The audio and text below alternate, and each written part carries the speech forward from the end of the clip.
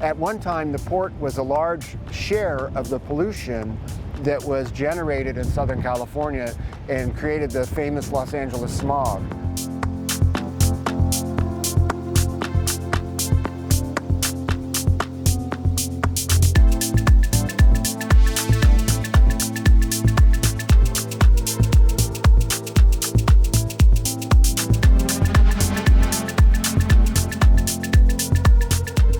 One of the first major plans that we did was the Clean Truck Program, and that zeroed in on those 15,000 trucks that we have working every day in the harbor. We asked industry, we told them that if you're going to come into our terminals, you're going to have a cleaner truck. So industry said, okay, we'll do it. And instead of taking 10 years to do, within 2 years, they had changed over 10,000 trucks. And within 3 years, they had changed over all the trucks. And we are today, for our trucks, more than 90% cleaner in terms of the air pollution emissions than we were in 2005.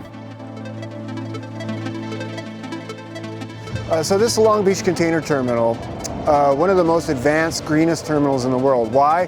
Because it has the advanced technology operating here. As a matter of fact, right now you can see passing before us are a number of the automated guided vehicles, the driverless yard tractors that take containers between the ships and the stacking cranes. They have no drivers, they're multi-directional, they're running by program and by the fact that there's a lot of sensors that are built into the pavement, into the tarmac over there that they operate with.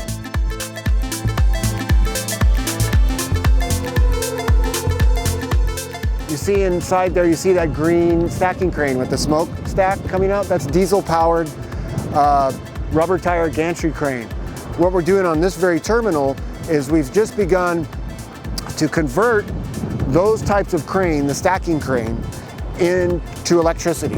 Before shore power, ships would just turn on their auxiliary generator, their engines, and you would see smokestacks coming off the ships. But guess what? You don't see that anymore because these ships are plugging in when they're coming in. They're plugging into the grid, and there's a 95% reduction in the amount of pollution because you're not having that ship sit there for 4 or 5 days with those diesel engines, right?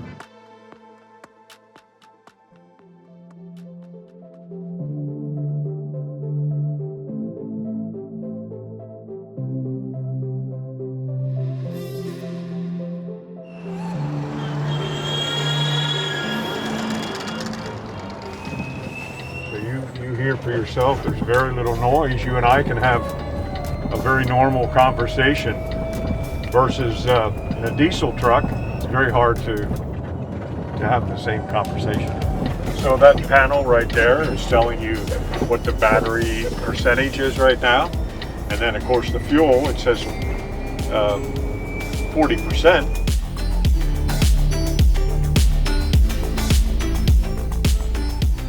To walk through some of the key components of the truck, we're actually going to start where all the hydrogen is stored in this big cabinet behind me here. If you take a quick look, you essentially see these large carbon fiber storage vessels where we store that hydrogen at 10,000 psi or 70 MPa. That hydrogen then comes down and reacts in the fuel cells, which are actually housed kind of underneath the middle of the truck. So down here, we got a couple key components. Of course, a little different exhaust system. These two pipings here is really the only place where you have exhaust, just the droplets of water that you see pooling up on the ground a little bit. So again, the only emission water coming out the bottom of these trucks.